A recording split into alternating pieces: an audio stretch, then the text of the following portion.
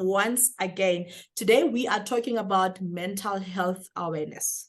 Shoo, it's such a topic that is on our lips like every day now, because we need to look out for the whole family. And this month, we are focusing on teens, your teenage kids, in terms of their mental health state, how to spot those small things if they're not okay, how to sit down and talk to them, and how to have a proper communication so you know what's going on through their minds. Because we've had a lot and lots of report about self-harm and eating disorders and so. But Baby Yum Yum is here to help the whole family. And for doing that, we are here today with Liane. Thank you so much for joining us. Liane is a clinical psychologist, and she deals with all teens, anything to do with bullying, eating disorders, personality disorders, self-harm, depression, and anxiety. Liane, thank you so much for joining us.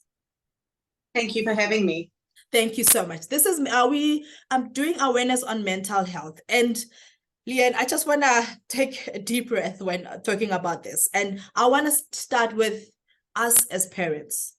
You know, we are going through so much. And sometimes you just want to go into your little corner and cry because nothing is working out. You can't figure out yourself what is going on with you. And yet you've got a 12-year-old, an 18-year-old, and a 3-year-old to mend. But I just want to start with self, like looking inwards and going like recognizing that I need help and I need to calm down. I'm going through depression, or I'm going through anxiety, or I'm going through something, but maybe someone might say I'm going through something and I don't even know what it is, but I just need help. As parents in our little corners, what can you say? So I think you've expressed it perfectly. As parents, we have to wear many hats. Mothers, partners, somebody's sister, somebody's aunt, an employee. Yes. And so, yes, it very often leaves very little space for ourselves. Mm-hmm. And I think, there's a much greater move towards conscious parenting, where if you feel yourself triggered, you kind of called upon to pause, to reflect inwards, and then to respond to your child that has triggered you, as opposed to being reactive. Yeah. Now that's wonderful in an ideal world. Mm-hmm. When you feel but you are lacking the emotional capacity and the emotional resources to even do that, the smallest thing is going to feel incredibly overwhelming. Okay. And so the question, how do we as caregivers, as parents, how do we make space for our mental health? Yes. Do we have the time to actually sit and journal and do a little bit of introspection? Yeah. Do we have a community of like-minded, people that we can sit with and just kind of talk about our day-to-day struggles? Are we able to see a therapist, to see a social worker, to speak to somebody in our community that is actually amenable in terms of actually guiding us towards a place of better health? Yes. Or do we got the weight of the world on our shoulders with no support system, and we just try to juggle a million balls as effectively as we can? Yeah. Okay, so I hear you. And when I'm going through that, Liane, I've got this thing, and you find that now I cannot speak properly to my teen. I cannot communicate properly to my teen.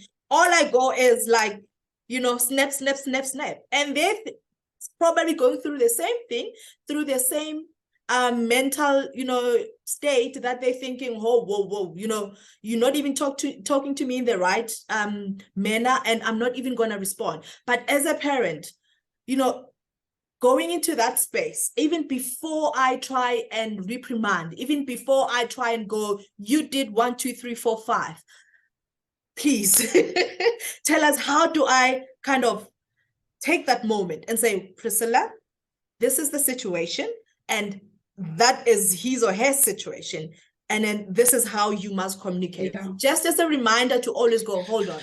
So I think I've lost you. Okay, we're back now, yeah? Okay. So look, I think we have to acknowledge that both teens and little ones are very unpredictable beings. We never know what they're going to bring. And we similarly don't know what kind of reaction we are going to have. Yes. In a world that calls for like instant gratification and instant responses, we almost have to go against that. Take a deep breath. Yes. Pause. Say to your child or teen, just going to go to the bathroom. I'm just going to my bedroom for 5 minutes. Okay. Go splash some cold water on your, breathe, gather yourself, and then go out and respond. Okay. And try and have some kind of open-ended conversation without judgmental or punitive, which to is try really and actually difficult, understand which is really difficult because our parents did it to us, and you're thinking, hold on, there's nothing wrong with that. Yeah, certainly, because you think that what you grew up with is normal until such time as you may be exposed to something else. Yeah. And I think we coming out of, well, we're still in COVID, but we're sort of coming out of the thick of it. Yes. And so much in the last 3 and a bit years has been out of our control. And so all we do is control things, put them into neat little categories. Oh, yeah. With very little resources available. And the minute your teen kind of steps a foot out of line, it feels more catastrophic. It actually is. I think that sums it all up. That really makes more sense than anything else. Okay, here I am, and I'm thinking, you know what? Get off your phone, get off social media.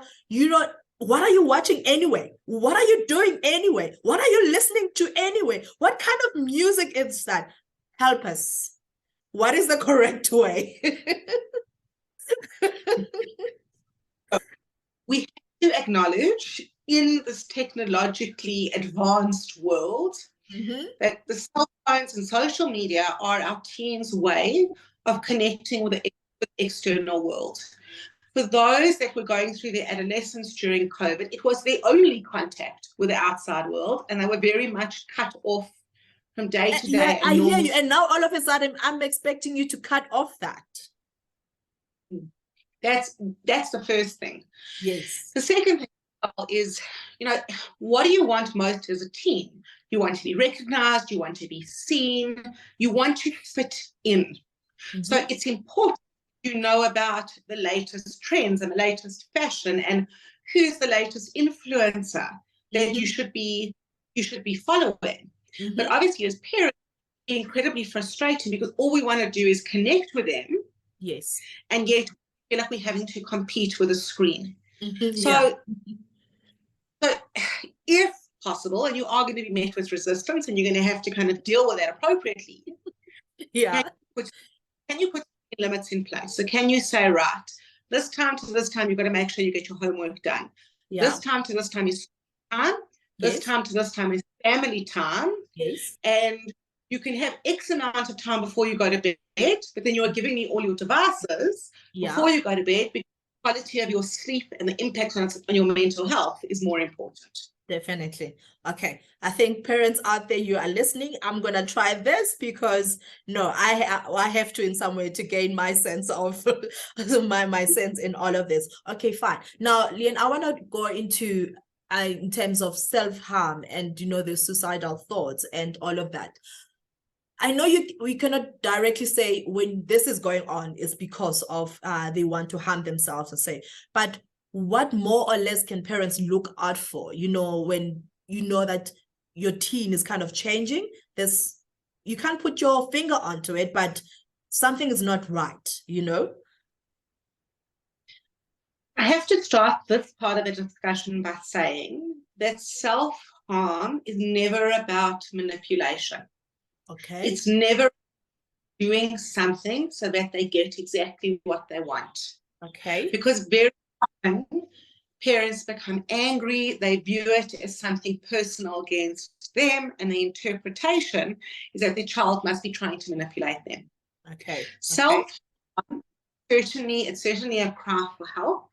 Okay. And very often, teen will resort to self-harm when physical pain is far more preferable to the emotional pain that is often intangible or that they actually need to release. So what we say is, as parents and caregivers, you are the experts on your child. You know what their functioning was like prior to the mood, prior to the self-harm happening.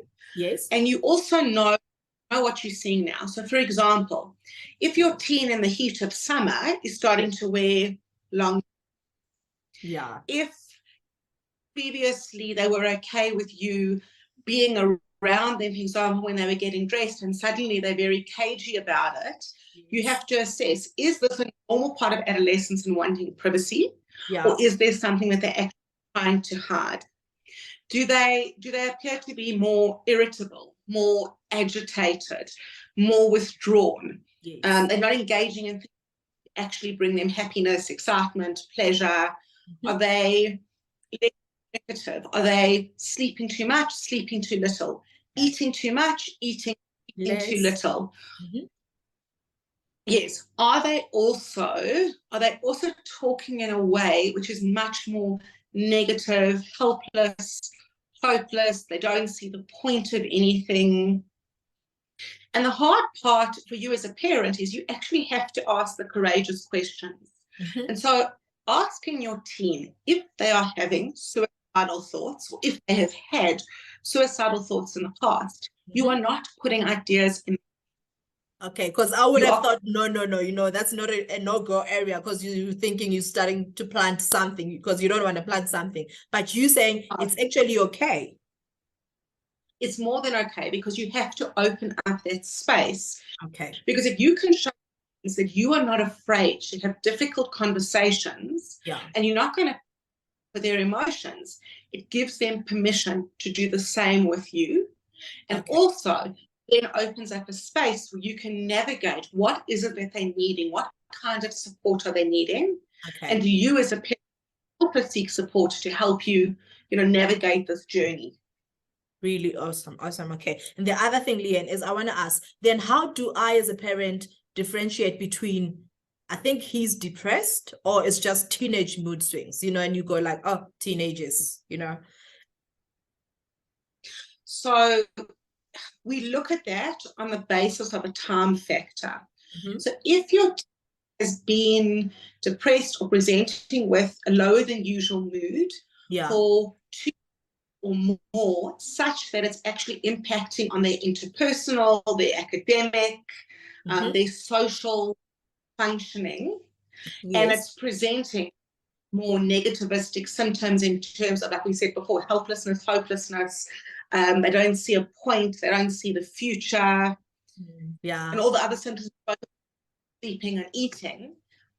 Then we have to suspect that there may be an underlying mood disorder that's starting to happen. Yes, sometimes there may, for example, have been a specific trauma that triggered that emotional reaction. But is that emotional reaction persisting longer than one would expect? And what degree to which it's impairing their functioning overall? True. Okay. Wow. Thank you so much. Okay. I'm really taking it in, and I'm thinking, geez, I better come out of this, because this is what most parents will send us questions onto, and they're wanting to know, how do I really, sit down with my teenager, for instance, sitting down with my teenager and go and saying, are you okay? Are you depressed? Is it mood swings? Do you want me to leave you alone? Do you want to lock yourself in the room? But I actually want to take something out of this where you said, it's actually okay to ask the questions that I had to ask. And you're thinking it's not about planting the seed, but it's actually finding out, where you stand and where also they stand, so that you can start the conversation from that point on. And also, we had also another instance, Liane, to say, where one teenage managed to commit suicide and got away with it, and the other one was saying, "Shoot, I wish I was the one who actually done it and got away with it." Now, coming back and sitting down with that teenager and saying, "Why do you say that?" And you wanting to help, and you wanting to support, and you want to take them out of that. What will be the parents' What will be the parent's solution? Not a solution as such, but support and help. How do they sit down with the teenager and say, what happened to so and so is not good. You still have a chance. You can make it. We can solve this, or we can. How do parents navigate that? So, very often as parents, we want to take out a hammer and a nail and try and solve it. More often than not, we're actually called to sit in the mud with our teen, to ask the difficult questions, to try and understand that interpsychic world that they occupy. Yeah. Just to express with a degree of empathy that you can see that they're struggling, you can see that you can see that things have changed for them. Yeah. And to talk about the trauma of losing a friend, and is it that they're sitting with survivor's guilt, or is it that they themselves have very real, very dangerous thoughts?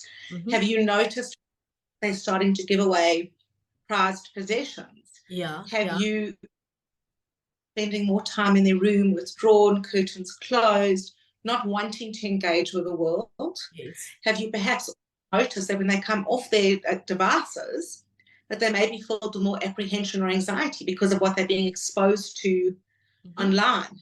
Yeah. And I think it's very important to be honest with your team, to say, I may not have all the tools, I may not have all the answers, but nothing that you say to me is going to make me love you any less. Oh, wow. And I myself may not have all the answers, but to perhaps we can find a space in which you can receive the help that you are worthy of. And if that means that you can't go to school for a certain period of time, it's okay, because school will always be there, but your life won't. True. And when do you start to seek outside help, Liane? When do you start coming to see a psychologist or a clinical? When is the right time for parents to say, okay, fine, we can't deal with this on our own, let's go out? So look, there's no formula and there's no recipe. Okay. I think obviously as parents, if you feel that your child is in danger of either harming themselves or others, yes, that's a black and white situation that you're obliged to seek help for them. Okay. Very often lessons will go, well, I'm okay and I don't want to see someone, and how's a stranger actually going to understand me? And you may be met with a certain degree of resistance. And then to try to work collaboratively with them and say, you know what, you're not going to go on your own, we're going to go as a family. Okay. Because struggling is a sign that the rest of us are also struggling, and maybe there's stuff that we're not addressing. True. Also, when you are not, I guess when your worry is not at a 10 out of 10, let's say maybe like a 3, then it's important to also have a conversation around what your teen is needing from you, and whether they are outside help. And then also, organizations like SADAG are important. Definitely. Because they have a whole referral list. Yes. That also organizations that work on a sliding scale according to what you can afford. Because days, therapy becomes a luxury as opposed to seen as a necessity because of the cost involved. Excuse me. Okay. No, especially with SADC, I mean, I've seen, sorry, Liane. Okay. Ooh, nasty cough there. Okay. Especially with the as you talk about SADC, and we just want to say to all parents, that service is available to everyone. I mean, it's just a phone call away and you are able to get that also. Okay, Liane, I think we're reaching to our end. I just want to 2 more, bullying and how to let go. I mean, for me, I'm taking from a point of when you brought home this, for example, this little boy, 2.5 kgs, you brought them home, you nest them all the way. And all of a sudden, they want to go out on their own. They want to explore on their own. They don't want to give you a kiss anymore. They're looking for stuff that you like, hold on, where did that 2.4 kg boy go? I mean, letting go is such a problem because now they want to choose their own clothes. They want to choose their own style. I mean, and sometimes it's really hard for us parents to let go. Please help us. I think the need all the time for us as parents is to also either live vicariously through our children and their experiences, or to see mirrors of ourselves in them. Mm-hmm. And yet, at the same time, there's also a huge amount of joy in seeing them flourish and actualize and develop their own personalities and their own preferences. Yes. And so it's a stage of both. It's negotiation and it's also loss for us. Yes. No matter how old they are, never ever stop being children, and you will never ever stop worrying or caring about them. Yes. You know, I think the hard part about the country in which we live, that we have also very real concerns around safety and well-being, and it's a real issue. It's a real issue. Yes. And how do we balance it out between kind of being overprotective, overly anxious, versus also giving them permission and the freedom to learn on their own? True.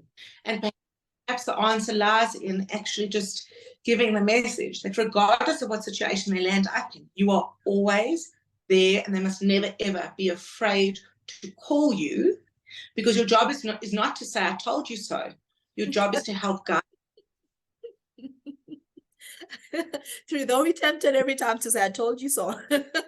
It's tempting, but I understand what you're saying, to always have an open door policy, to say wherever you are, you can give me a call and I'll be able to help. I think that is so reassuring than anything else. And Liane, just a bit more on bullying. It happens a lot these days, and I don't know, like, it's a really nasty thing that is happening. And also we as parents, sometimes we don't know how to respond, also whether be the person who's been bullied or the bullied themselves. It kind of, you want to feel for the child who's been bullied, and also you want to understand where the situation with the person who's bullying is coming from, because I don't know, as a parent's life, it's something else. So I just want to ask, in terms of both from the person, the child who's being bullied and the child who's bullying. I mean, when that report comes to say, listen, this is happening to your child, or listen, your child is doing this. So as parents, as caregivers, as the school, as any other systems involved in the child's life, we are ethically obliged to get involved.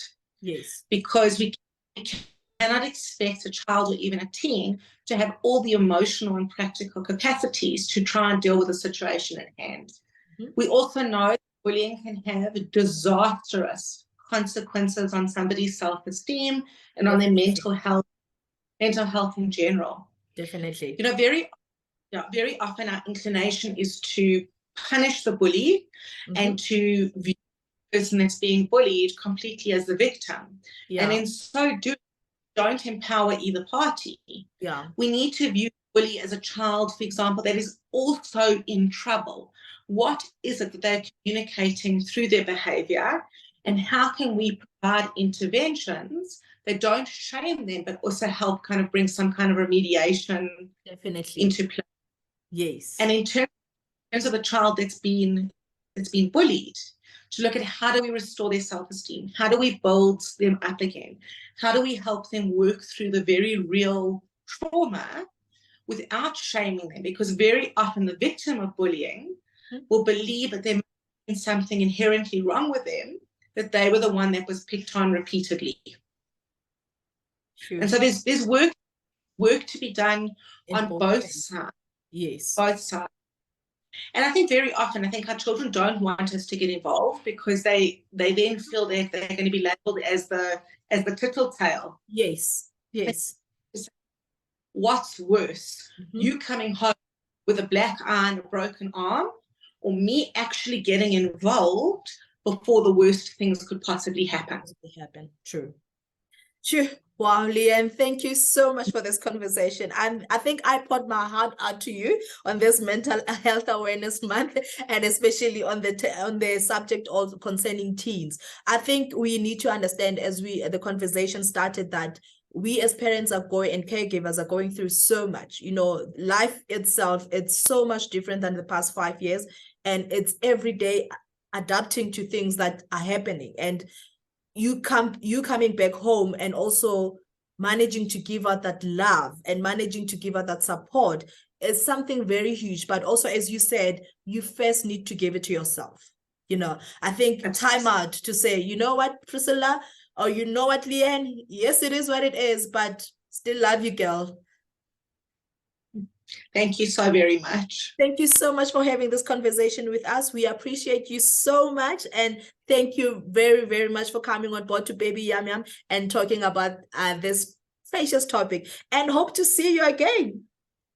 Definitely. Thank you so much, Liane. I appreciate your time.